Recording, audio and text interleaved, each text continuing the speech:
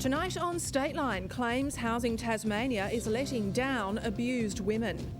And the fantasies of Doctor Who fanatics coming true.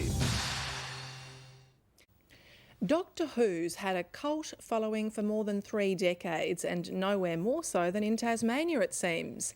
The BBC's wisecracking time travellers inspired a local play about a group of hardcore fans.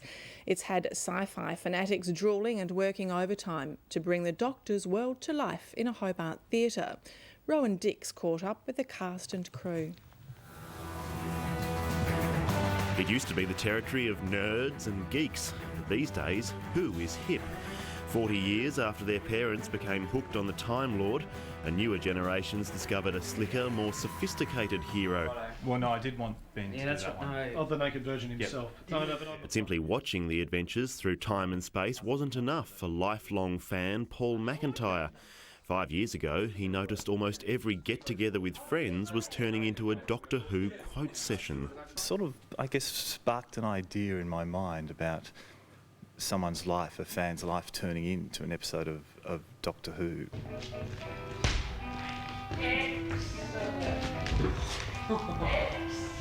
My word! It's the most evil creature in the universe. Paul's brainwave inspired Who Knows. The play's main character, Russell Lambert, is drawn into a freaky situation and forced to emulate his biggest hero.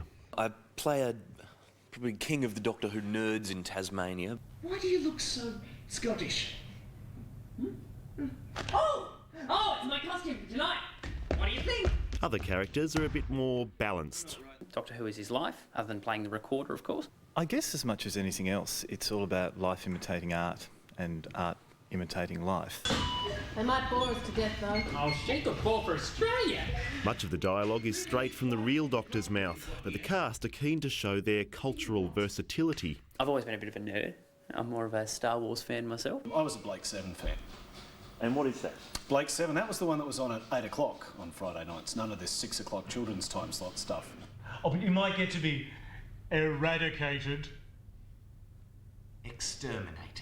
The play's written so non-Doctor fans can also enjoy it. After all, surely there's no one quite like Russell Lambert in real life. I suppose you could say I was a little bit more obsessed than your average viewer. I got to what you might call the pinnacle of Doctor Who fandom. I was a president of the Australian Club.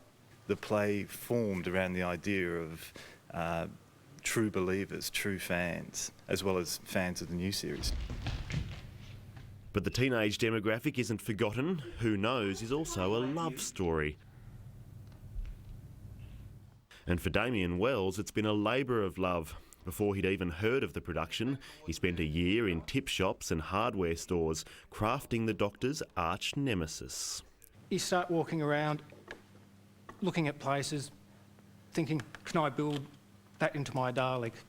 The deadly villain's become a cast member in its own right, and its maker's devotion has sparked a spot of one-upmanship in the ranks. Well, my mum spent about 3 months knitting a Tom Baker scarf. We're in the Green State. I've got to let you know that no Daleks were harmed in the making of this production. The theatre wasn't big enough to hold this sci-fi juggernaut. As word spread around the retro sci-fi community, the cast became guests of honour at the ABC's annual Doctor Who night. With a new series to celebrate, this is where the real diehards come out to play. David Tennant's very funny, talks very fast. He's cute. The cast are still getting used to their newfound celebrity. I've got a question for the Doctor.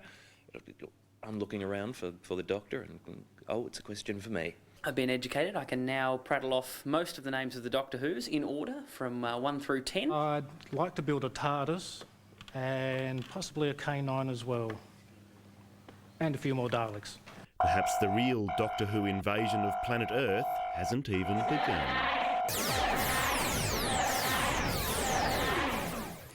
We'll leave you tonight with a special exhibition